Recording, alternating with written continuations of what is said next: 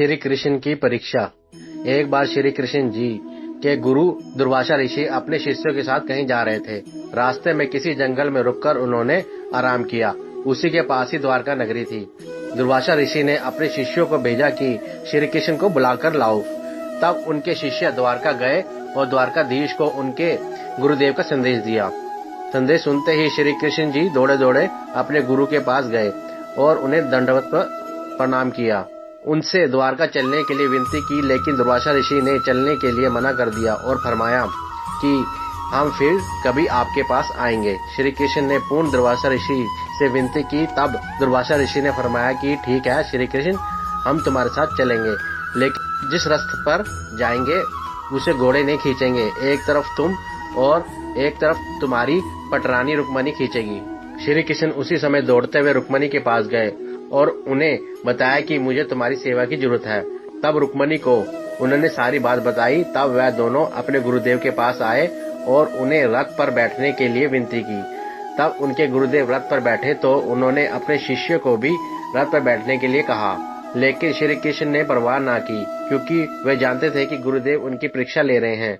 रुक्मणी और श्री कृष्ण जी ने रथ को खींचना आरंभ किया और उस रथ को खींचते खींचते द्वारका ले पहुंचे।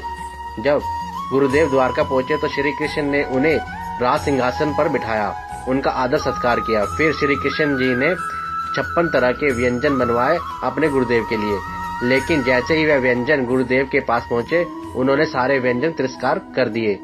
श्री कृष्ण ने पुनः अपने गुरुदेव से पूछा कि गुरुदेव आप क्या लेंगे। तब दुर्वासा ऋषि ने खीर बनाने के लिए कहा। श्री कृष्ण जी ने आज्ञा मानकर खीर बनवाई। खीर बनकर आई। वो खीर से भरा पतीला दुर्वासा ऋषि जी के पास पहुंचा। उन्होंने खीर का भोग लगाया। थोड़ी सी खीर का भोग लगाकर उन्होंने श्री कृष्ण जी को खाने के लिए कहा। उस पतीले में से श्री कृष्ण जी ने थोड़ी सी खीर को खाया।